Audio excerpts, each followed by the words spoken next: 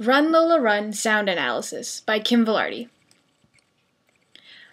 To begin with, Run, Lola Run was a film based on the struggles of a woman who wouldn't stop running, and her issues to find 100,000 marks in a few minutes. That's basically it. I'm sure there isn't a philosophical meaning behind the action-packed film. The creator of the film was a man named Tom Tykwer. He envisioned a film where the audience would be thrown into a roller coaster ride, in which they had no idea where they'd end up.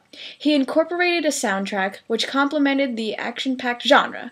Unlike his other films, Run, Lola Run was the first film to have a techno-pop soundtrack.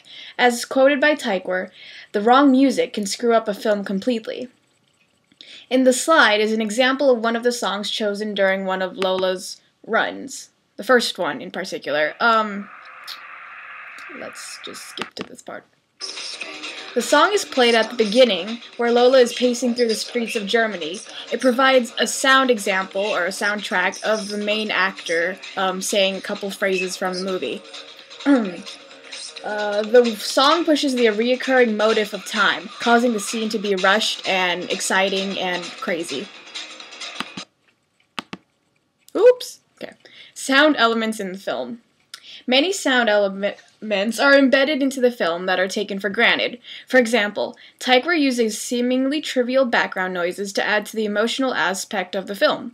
The film is set in a fast-paced setting, meaning that sometimes the audience will not have enough time to fully process the techniques. However, what they do hear are sounds. The clock ticking, cameras snapping, flashing, shots being fired, guns falling, and the sounds of a telephone ringing. All these build up the scenes with raw emotion. Another important addition was when when Lola screamed, whether she be screaming "Manny" or simply screaming for no logical reason. We can question her mentality later. The audience can understand her anxiety. Her deafening screech is something you don't quickly forget. Techniques used in sound editing. In the movie, sound manipulation was key.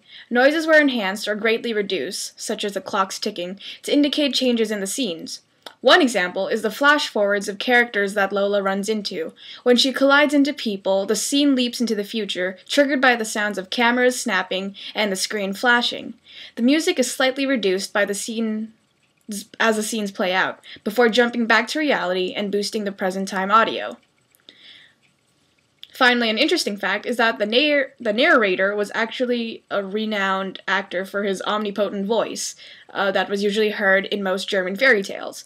When people heard his voice narrate the story, they felt greatly attached to the narrator and felt more intrigued, since they know who he is and the story itself seems interesting. The movie is spoken in fluent German and does not provide sophisticated quotes and dialogue, since the movie takes place rapidly and is intense. The film then feels more realistic for the audience and more dependent on action. The end! Yay!